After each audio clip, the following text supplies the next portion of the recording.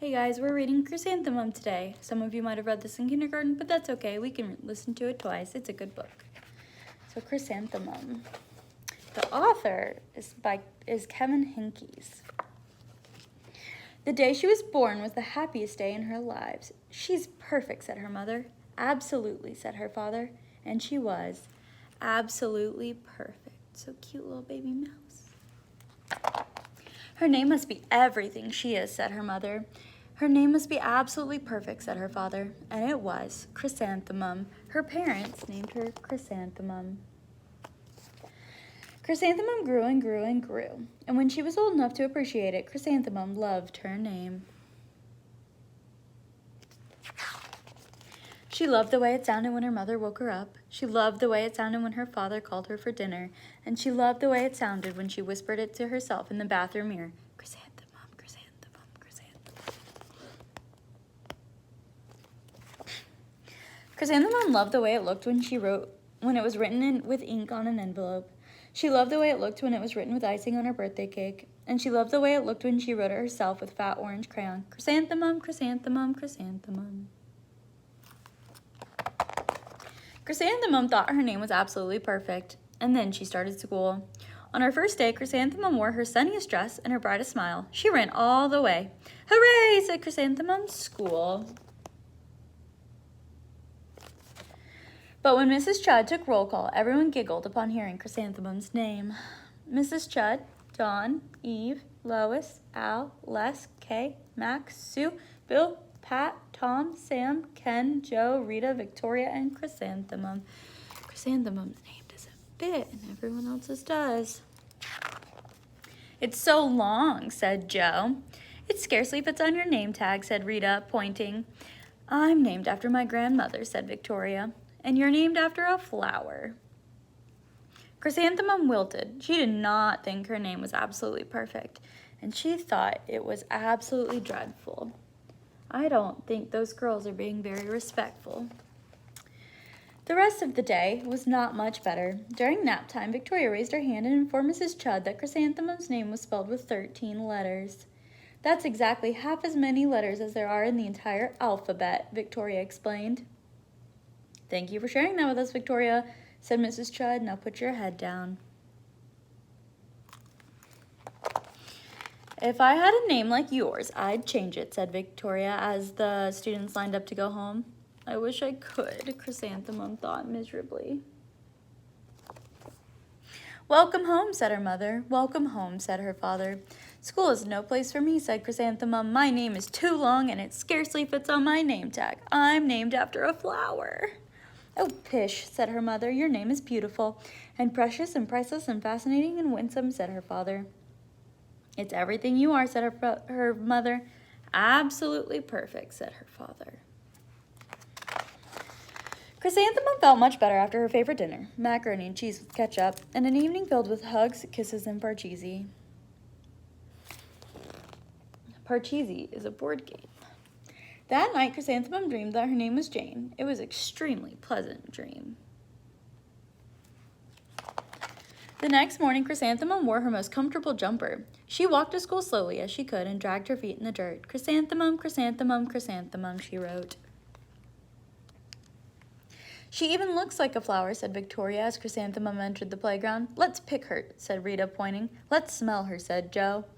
Chrysanthemum wilted. She did not think her name was absolutely perfect. She thought it was absolutely dreadful. The rest of the day was not much better. During nap time, Victoria raised her hand and said, A chrysanthemum is a flower. It lives in a garden with worms and other dirty things. Thank you for sharing that with us, Victoria, said Mrs. Chudd. Now put your head down. I just cannot believe your name, Victoria said as the students lined up to go home. Neither can I, thought Chrysanthemum miserably. Welcome home, said her mother. Welcome home, said her father. School is no place for me, said Chrysanthemum. They said I even look like a flower, and they pretended to pick me and smell me. Oh, pish, said her mother. They're just jealous, and envious and begrudging and discontented and jaundiced, said her father. Who wouldn't be jealous of a name like yours, said her mother. After all, it's absolutely perfect. Chrysanthemum felt a little bit better after her favorite dessert, chocolate cake with buttercream frosting, and another evening filled with hugs and kisses and parcheesi. That cake sounds really good right now. That night, Chrysanthemum dreamed that she really was a chrysanthemum. She sprouted leaves and petals, and Victoria picked her and plucked the leaves and petals one by one until there was nothing left but a scrawny little stem. It was the worst nightmare of Chrysanthemum's life. Chrysanthemum wore her outfit with 7 pockets the next morning. She loaded the pockets with her most prized possessions and her good luck charms. Chrysanthemum took the longest route possible to school. She stopped and stared at every flower. Chrysanthemum, chrysanthemum, chrysanthemum, the flowers seemed to say. The next morning, the students were introduced to Mrs. Twinkle, the music teacher. Her voice was something out of a dream, as was everything else about her. The students were speechless. They thought Mrs. Twinkle was an indescribable wonder, and they even went out of their way to make a nice impression. Mrs. Twinkle led the students in scales. Then she assigned roles for the class musical. Victoria was chosen as the dainty fairy queen, and Rita was chosen as the spiffy butterfly princess. Jo was chosen as the all-important pixie messenger, and Chrysanthemum was chosen as a daisy. Chrysanthemum's a daisy, chrysanthemum's a daisy. Jo, Rita, and Victoria chanted, thinking it was wildly funny. Chrysanthemum wilted. She did not think her name was absolutely perfect. She thought it was absolutely dreadful. "What's so humorous?" asked Mrs. Twinkle. "Chrysanthemum," was the answer. "Her name is so long," said Jo. "It scarcely fits on her name tag," said Rita, pointing. "I'm named after my grandmother," said Victoria, "and she's named after a flower." I almost forgot the picture. "My name is long," said Mrs. Twinkle. "It is?" said Jo. "My name would scarcely fit on a name tag," said Mrs. Twinkle. "It would," said Rita, pointing. "And," said Mrs. Twinkle, "I'm named after a flower, too." "You are?" said Victoria. "Yes," said Mrs. Twinkle. "My name is Delphinium, Delphinium Twinkle, and if my baby is a girl, I'm considering naming her Chrysanthemum. I think it is absolutely perfect."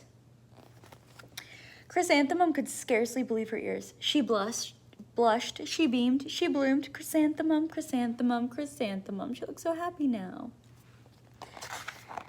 Jo, Rita, and Victoria looked at Chrysanthemum longingly. "Call me Marigold," said Jo. "I'm Carnation," said Rita, pointing.